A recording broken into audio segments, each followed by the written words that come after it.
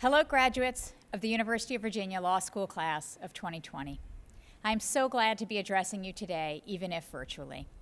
As I've mentioned before, every time I think about sending off the JDs graduating today, I can't help but recall the first time I addressed many of you 3 years ago. We were in Kaplan Auditorium, and it was 1L orientation. Like today, it was not the day any of us had imagined. Just a few days earlier, on August 11th and 12th, white supremacists had rallied here in Charlottesville. Those days were, for many of you, your introduction to this community, and it was not the introduction that we wanted or had planned for. Despite that, or maybe even a little bit, in part because of it, you all looked back at me on orientation day, ready, determined, and engaged. You were about to embark on a transformation of the way you thought, the power you would wield in the world, not to mention your social lives and a new community.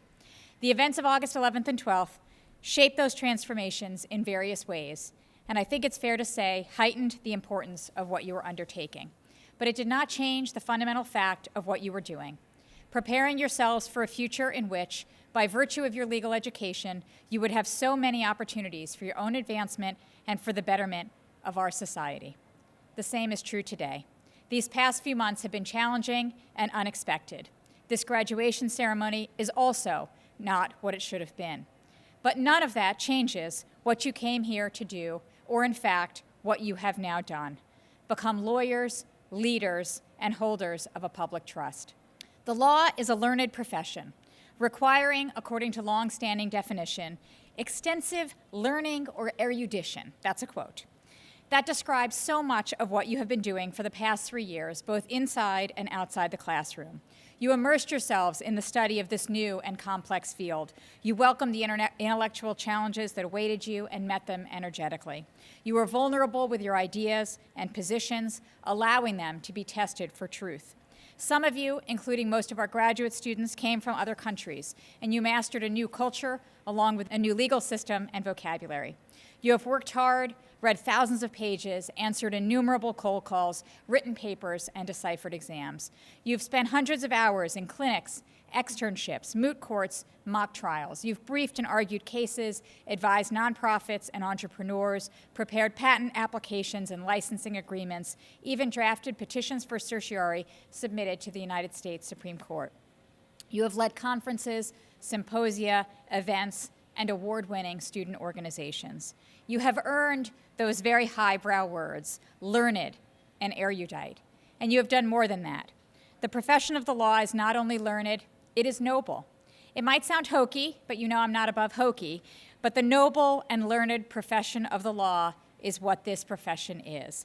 And it is also true that the learning of the law is coupled with a commitment to high ideals, to the rule of law as a superior means of dispute resolution, and to advancing justice. Joining a noble and learned profession means accepting and holding a public trust, to serve as well as succeed, to give as well as gain from your professional standing. Discharging that trust requires pursuing careers and making choices with integrity, judgment, and humanity.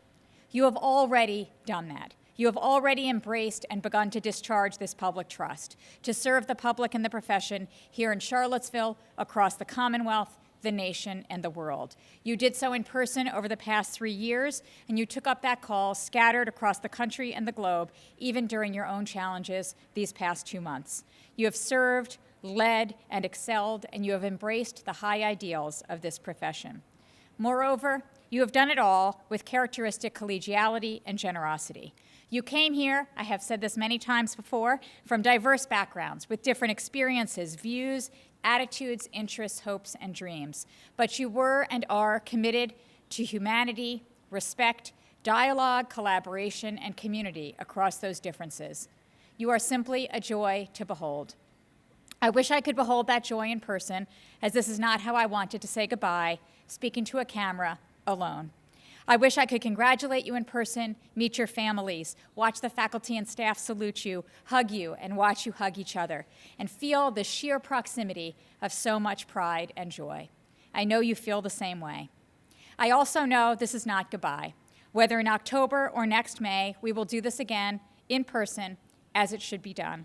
And beyond that, I know this is not goodbye for another more important reason. I know that the time you have spent here binds you to each other, binds us all to each other and to this institution. That is always true of our students and alumni, but it's all the more true for you, the class of 2020. For you have faced unprecedented challenges during your time here, alongside the more prosaic ones. And in the face of all these challenges, and perhaps a little bit because of them, you have built for yourselves friendships, mentors, professors, colleagues that sustain you now and will continue to sustain you for decades to come. So as you enter this new adventure, always remember to fall back on and carry with you the education you received here and the friends and colleagues you made. This degree, this learning, this model of nobility will serve you always. And this community, these people, this place will always be here for you. This October, next May, always. What we promised when we recruited you to UVA was not only a year or 3 of learning, friendship, and support, but a lifetime of the same. So as you graduate today, I welcome you to a lifetime as a University of Virginia Law School alum.